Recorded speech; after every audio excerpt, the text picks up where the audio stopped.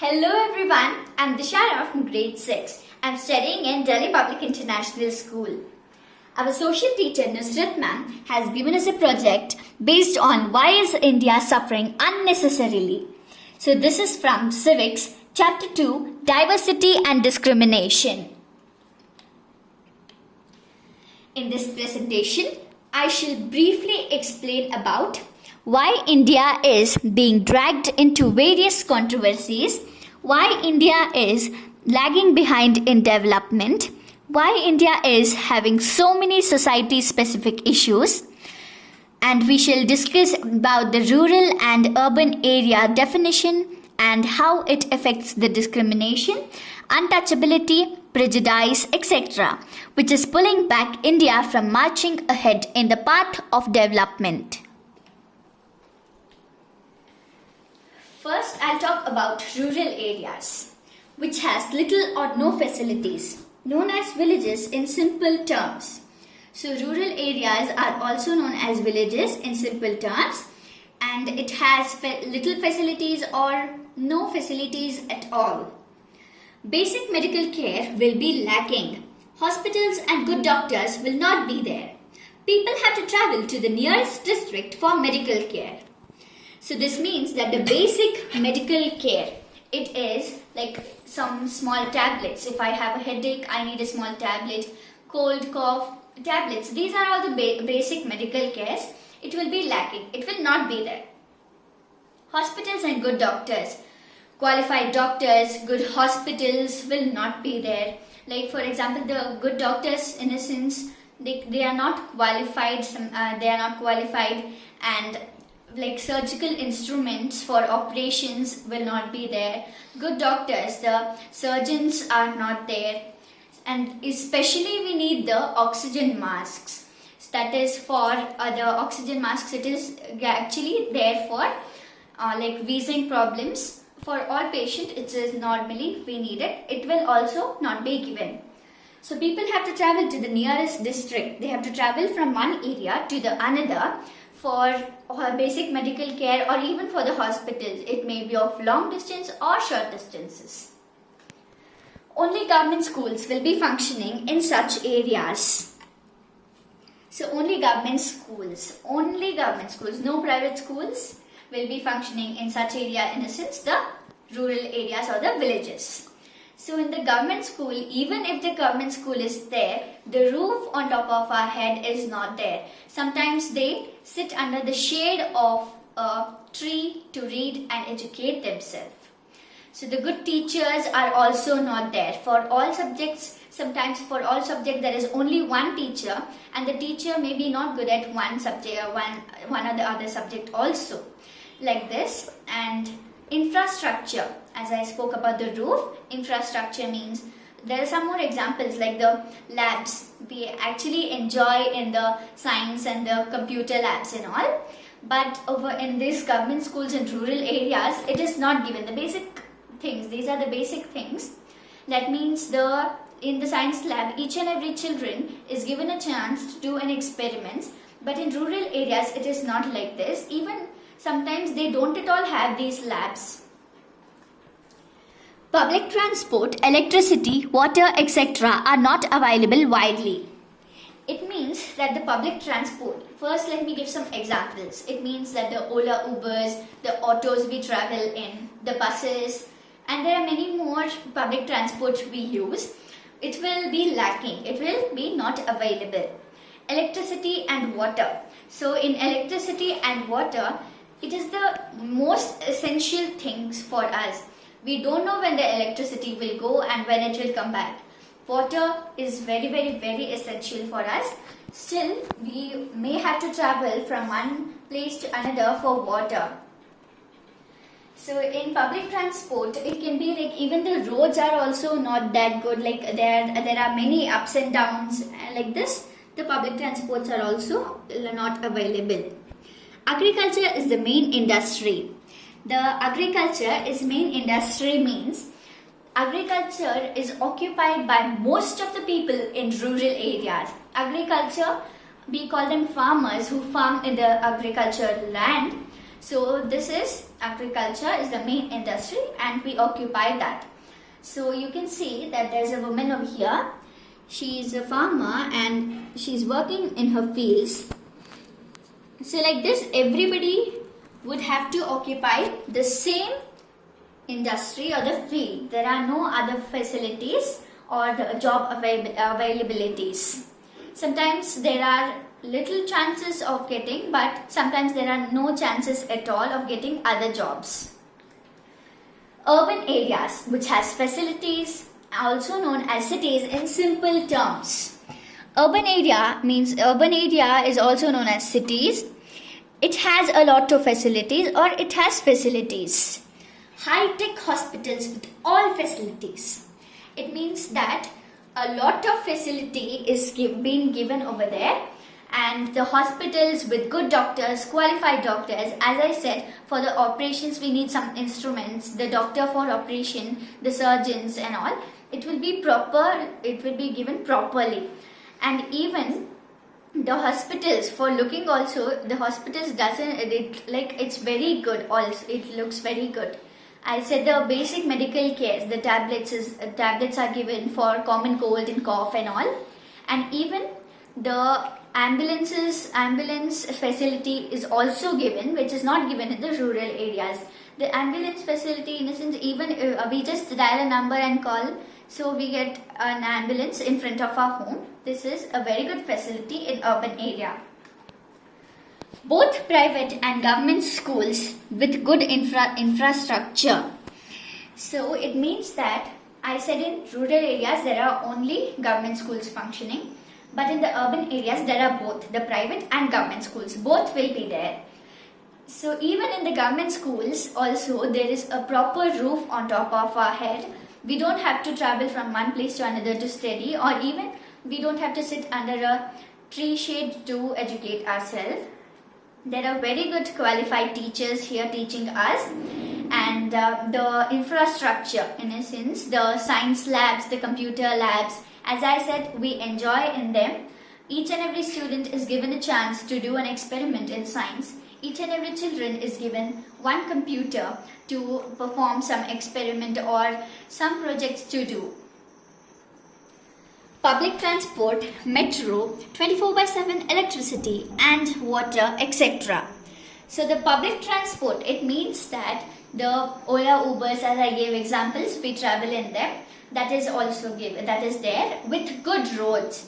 So as you can see, there is a good road over here. The nice road, the highways are there. So this is like this. The railway network and air connectivity. So the railway network is the trains we travel in from one place to another. It is the railway network where we travel. Air connectivity means the aeroplanes that we travel in for longer distances, for far distances mainly.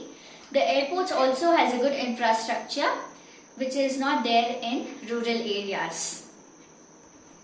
24/7 electricity and water means 24/7 we get electricity and water. Electricity, I said, it is very essential, and the water, electricity, we get it easily. The metros, we all love traveling in metros, so the metros are also there.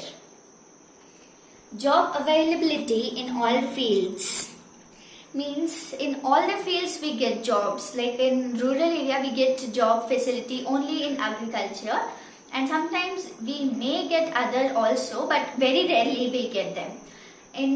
Over here in the urban areas we get job facilities in all the things. Like for example, if I should become a doctor, an engineer, a teacher, and there are many more things that we can become. So in this urban area everything is given. Let me talk about prejudice now. Unreasonable feeling of hating someone or something. So prejudice means hating someone or something without a reason. So as you can see, prejudice should not be followed. Over here you can see that the prejudice, there is a cross mark on it. In a sense, we should not follow prejudice. So some of the examples of prejudice are like people seeking difference between rich and poor.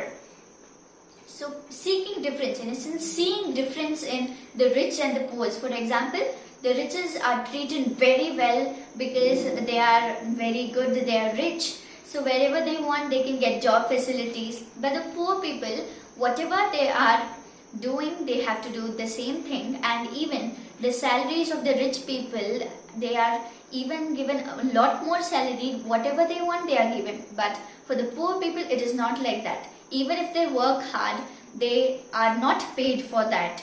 The rich people, even if they don't work, they are paid for that. Speaking of local languages in different state or country. It means that speaking of local languages that we speak in different states or in different countries which we speak, this also there is prejudice being done. So if I should give a small example, I stay in Karnataka. So if I don't know Kannada, some people may tell that, oh, she stays in Karnataka, still she doesn't know Kannada, so we should not talk to her. It is better that we don't talk to her, or we become her friends. So like this, there are some things that the people may tell that only for one single thing, it's just unreasonable. So it will take time for us even to learn. So for the example, if I gave from Karnataka, Kannada, if I don't know, it will take time for me to learn. But I may learn Kannada, still they are unreasonably, they are just feeling like they are hating me or hating or someone, not me. It's just an example like that. Not everybody. Some people does like this. The prejudices follow. Discrimination. Unfavorable treatment based on prejudice. So the discrimination is unfavorable treatment and it is based on prejudice. Prejudice, in simple terms, it is inequality. Let us see what is this. Racial discrimination between blacks and whites was very much prevalent in South Africa, also called as apartheid policy. So the racial discrimination between blacks and whites means the skin color. Blacks and whites is usually told for the skin color. So it is like the blacks are told they are not that good. They think that they are not qualified. Even they are good qualified, they are like, no, they are not qualified. The whites are given a lot of job facilities, good salary amount jobs and all. But the blacks were forced to do what they don't like to do. So it was mostly prevalent in South Africa. It was also known as apartheid policy. So many people opposed this and were not successful.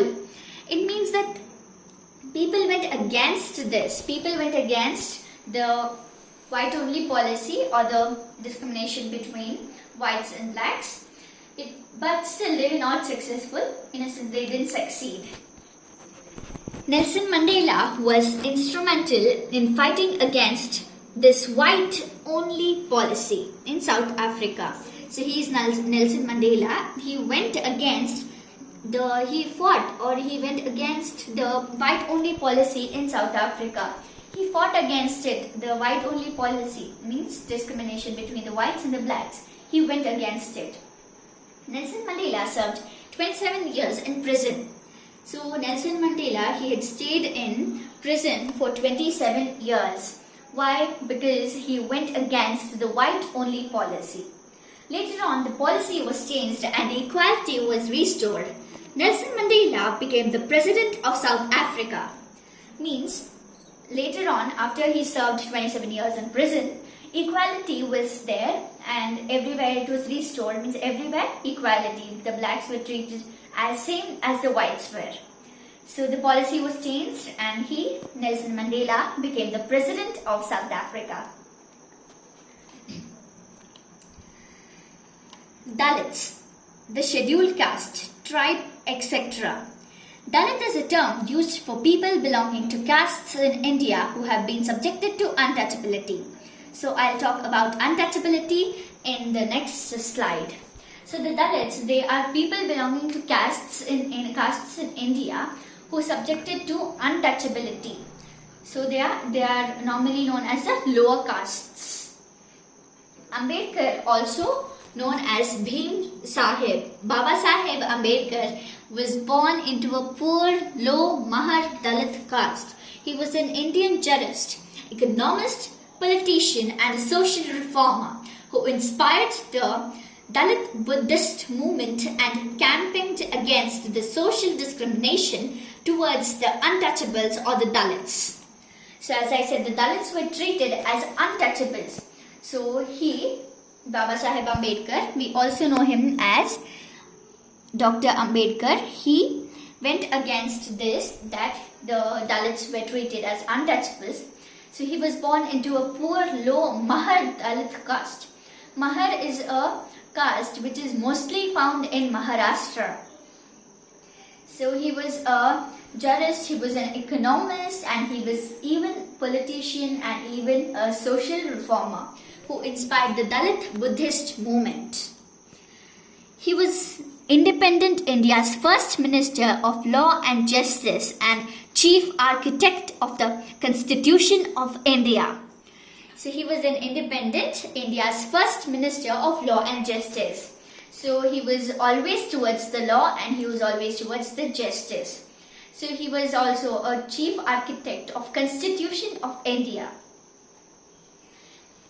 Dalit now professes religious beliefs including Hinduism, Buddhism, Sikhism, Christianity, Islam and various other belief systems.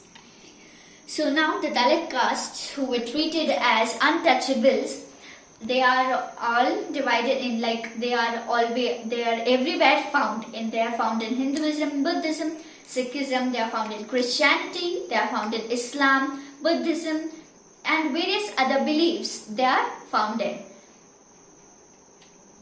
Now I'll talk about untouchability. That may not or cannot be touched. It means that something that cannot be touched or it should not be touched. Gandhiji began to question the practice of untouchability at the age of 12. So Gandhiji, so he had questioned the practice of untouchability when he was at the age of 12. An untouchable named Uka used to clean the toilets in Gandhiji's household. Gandhiji's mother forbade him to touch Uka. So in Gandhiji's home, in the house, there was an untouchable named Uka. Untouchable means the Dalit. And Gandhiji's mother had told Gandhiji not to touch him, but he had already questioned about it when he was at the age of 12. So Uka used to clean the toilets in Gandhiji's house. It is most commonly associated with treatment of Dalit communities in Indian subcontinent. So the untouchability is commonly associated, means it is commonly occupied with the treatment of Dalits, the lower castes in Indian subcontinents.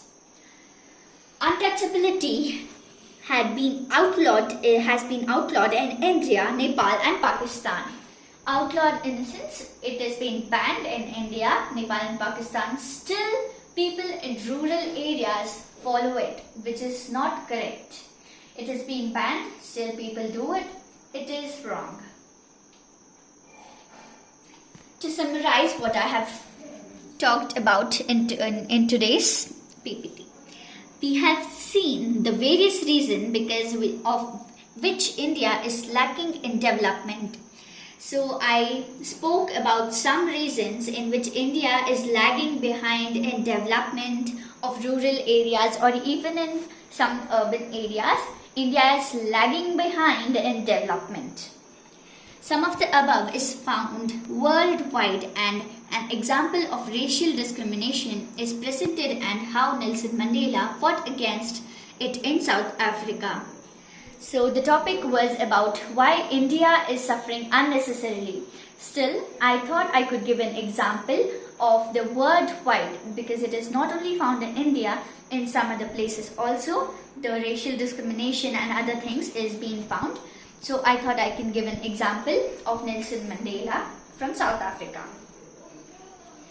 Many such social causes are still prevalent in rural India where there is no proper exposure or development.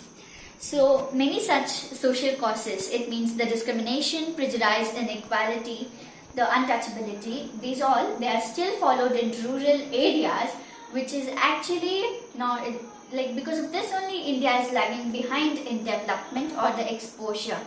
So this is not correct, but still they follow it. As human beings, we have to learn to treat everyone equally without any prejudice and discrimination. So whomever we are, wherever we are, still at last we are human beings. So we have to learn to treat everybody equally in anywhere or everywhere. Let us take a pledge to end many of these practices wherever possible. So we can take a pledge and we can just promise ourselves that we can stop these practices wherever possible. So for example, if somebody is following the untouchability, we can try to make them understand that because of these social causes, India is lagging behind. So we should not follow them. We should just leave them